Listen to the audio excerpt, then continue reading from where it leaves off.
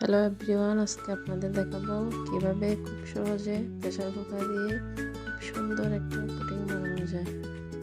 প্রথমে গরুর দুধ সিদ্ধ করে নিলাম। এরপর একটা বাটিতে 3টা ডিম ভেঙে নিলাম।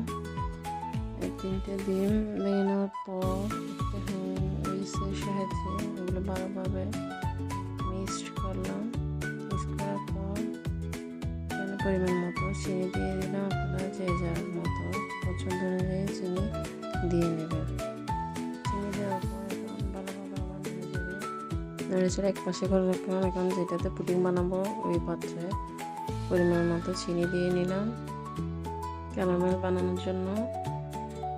চিনিগুলো যখন গলে গেল, দেখুন অনেক সুন্দর একটা পারফেক্ট ক্যারামেল কালার চলে এসেছে। এরপর এগুলো ঠান্ডা হওয়ার জন্য এক পাশে রেখে দিলাম। এখন আগে যে ব্যাটারটা রেখেছিলাম ওখানে গরুর দুধগুলো মিশিয়ে নিলাম।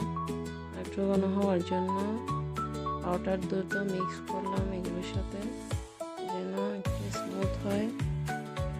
এরপর ভালোভাবে নেড়ে চেড়ে এগুলোকে একটা চাকনির সাহায্যে একটা বাটিতে ছেঁকে নেব, যেন কোনো বাবলস না থাকে এবং পুডিংটা স্মুথ হয়।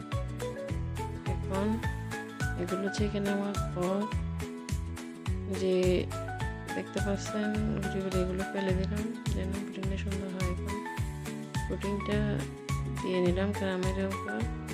এরপর প্রেসার কুকারের মধ্যে একটা স্ট্যান্ড বসিয়ে এর উপর বানানো রেডি করা পুডিংটা দিয়ে নিলাম। এখন ঢাকনা দিয়ে চুলায় বসিয়ে দেওয়ার পালা। চুলায় বসানোর পর দেখবেন এক শীষ মারার পর যখন এটা স্টপ করে রাখবেন, দেখবেন যে এটা পারফেক্ট একটা পুডিং তৈরি হয়ে গেছে। তাই আপনাদেরকে বলতেছি খুব সহজেই প্রেসার কুকারের সাহায্যে সুন্দর পুডিং বানিয়ে নিতে পারবেন। দেখুন আমার পুডিংটা হয়ে গেছে। এখন এটা একটা প্লেটে সার্ভ করব।